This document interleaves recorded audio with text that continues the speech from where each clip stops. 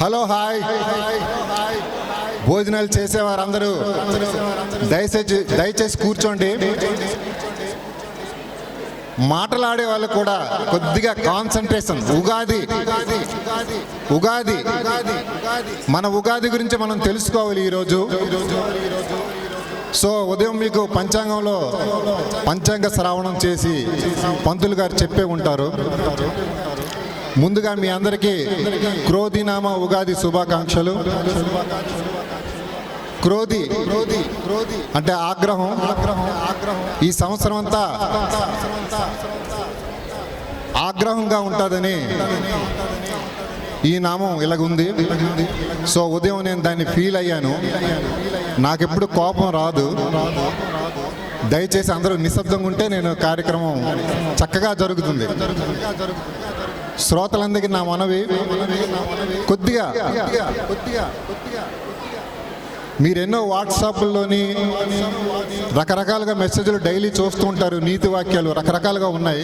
So నేను చెప్పేది కూడా ఏం కొత్తది కాదు, బట్ ఈరోజు చెప్పవలసిన సందర్భం ఉంది. సో క్రోధినామ సంవత్సరం అంటే కొద్దిగా క్రోధంతో కూడుకున్నటువంటి ఒక సంవత్సరం. సో దాని ప్రభావం అందరిపైన ఉంటుంది. సో ఆ ప్రభావాన్ని మనం కంట్రోల్ చేసుకోవాలి. మన కోపాన్ని మనం తగ్గించుకోవాలి. చిన్న విషయాల్ని పెద్ద విషయాల్ని పెద్దగా పట్టించుకోకుండా శాంతియుతంగా ఈ సంవత్సరాన్ని గడపాలి అన్నది మనలోనే ఉన్నది. సో మనం దాన్ని పాటిద్దాం. దయచేసి కొద్దిగా డిస్టర్బెన్స్ ఉంది. శ్రోతల కాన్సన్ట్రేషన్లో లేరు.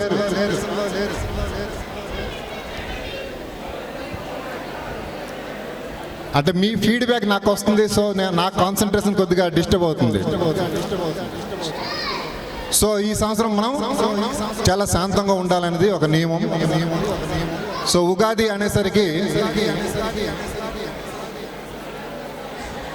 ఈ విశ్వం యాక్చువల్గా ఉగాది అన్న పదం ఎందుకు వచ్చింది అన్నది మీ అందరికీ తెలుసుంటే నో ప్రాబ్లం. ఒకవేళ తెలియకపోతే ఈ విశ్వం ఏర్పడిన దగ్గర నుంచి ఎన్నో గ్రహాల కూటమి, నక్షత్రాల మాలిక, మనకి తెలియని అనంత జీవరాశులు ఉద్భవించిన తర్వాత అది స్థానచలనం లేకుండా అలాగే ఉన్నాయి.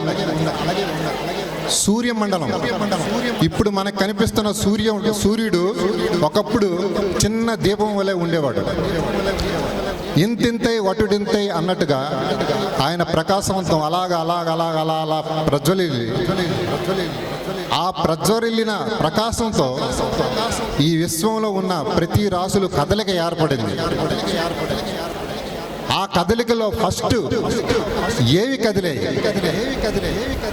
అంటే సూర్యుని కాంతి ద్వారా కదిలిన వాటిలో ప్రథమంగా నక్షత్రాలు.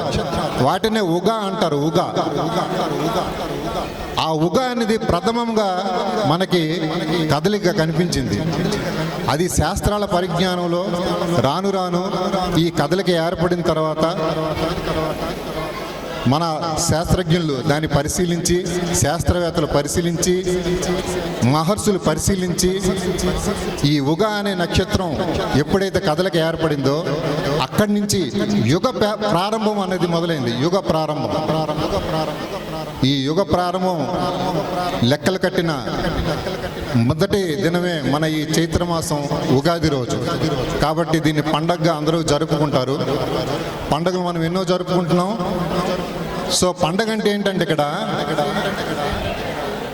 ఒక కుటుంబంలో ఒక తండ్రి ఉంటాడు. సో ఆ తండ్రి తన పిల్లల కోసం, తన కుటుంబం కోసం కష్టపడి సంపాదించి ఆ పండుగ రోజు పంచభక్ష పర్వణాలు, చక్కనైన దుస్తులు ఇవన్నీ ఇవ్వడంలో అతనికి కలిగే ఆనందం అదే పండగ అండి. అంటే మనం ఇతరులకి పంచే ఆనందమే మనకి పండగ. మన ఆనందం కాదు, మనం ఇతరులకి ఎప్పుడైతే ఆనందాన్ని పంచుతామో అదే పండగ. ఆ పండగలోనే మనం జీవించాలి. ఇంకా దీనికి చాలా అర్థాలు ఉన్నాయి. సో నేను ఎక్కువ ల్యాగ్ చేయను. ఇది జస్ట్ ఒక నార్మల్గా చెప్పిన విషయాలు ఎన్నో ఉన్నాయి. సో ముందుగా అందరూ గుడికి వెళ్ళారా? ఉదయం దేవుణ్ణి ప్రార్థించారా? ప్రార్థించే ఉంటారు. సో మరొకసారి మనం మళ్ళీ దేవుని ప్రార్థిద్దాం. సో ఒక్కసారి అందరూ కళ్ళు మూసుకోండి. కళ్ళు మూసుకొని నేను ఓం అంటాను, నాతో పాటు ఓం అనండి ఒకసారి. మీకు భగవంతుడు కనిపిస్తాడు మనస్ఫూర్తిగా. అంటే మీరు మనస్ఫూర్తిగా కానీ ఓం అనేసి అంటారు, మీకు ఈరోజు ఎక్కడ మీకు భగవంతుడు కనిపిస్తాడు అనేది నేను గ్యారంటీగా రాసిస్తున్నాను. కానీ మనస్ఫూర్తిగా ఇక్కడ కిరి బాగుంది, అది బాగుంది, ఇది బాగుంది అని డిస్కషన్లు పెట్టుకొని ఓం అంటే మీకు భగవంతుడు కనిపించడు. అందుకే భగవంతుడిని ఇప్పుడు చూడాలి మీరు అనుకుంటున్నారంటే కళ్ళు మూసుకోండి. అందరూ నేను కళ్ళు మూసుకుంటాను, మీరు కళ్ళు మూసుకోండి. నాతో పాటు ఓం అనండి. ఓ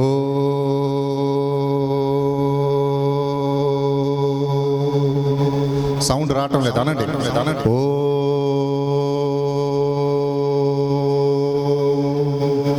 అనాలి. మీ ఒంటికి ఇంటికి చాలా మంచిది ఇది. అనాలి లౌడ్. ఇందులో సిగ్గుపడవలసిన విషయం లేదు. ఓమని అందరూ లౌడ్గా అనండి అమ్మా. ఓ ఓ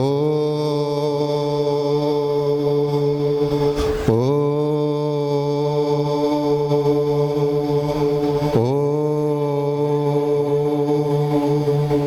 భగవంతుడు కనిపించిన వాళ్ళు ధన్యులు, కనిపించని వాళ్ళు కూడా ధన్యులే. ఎందుకంటే మనమంతా భగవంతుడి రూపాలం.